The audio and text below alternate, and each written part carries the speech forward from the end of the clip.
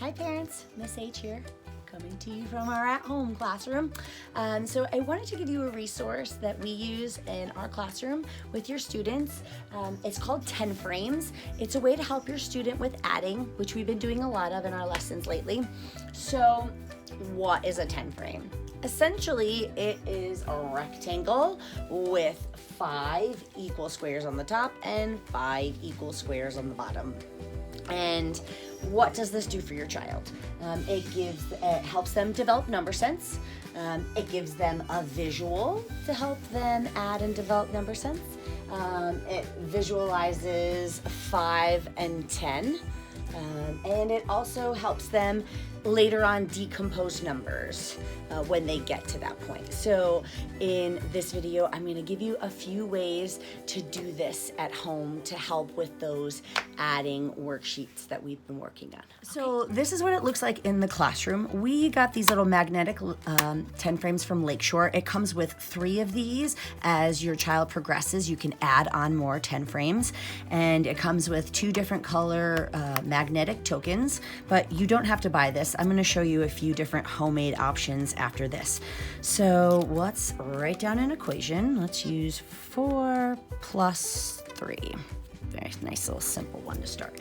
So we would ask your child, what number is this? They would say 4. Great job.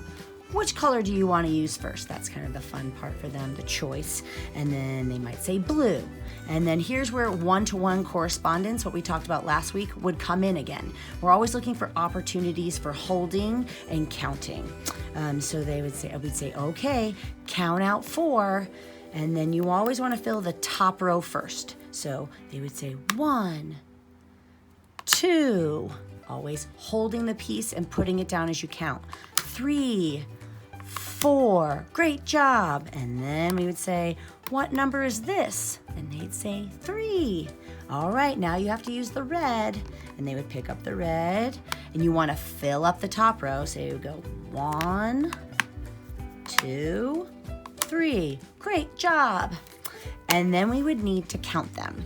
And ideally, we want them to start to realize that when the top row is full, they have 5. So they don't have to, and then they would count on from 5. But until they get to that point with their number sense and realizing that this is 5, then you just have to count them with them.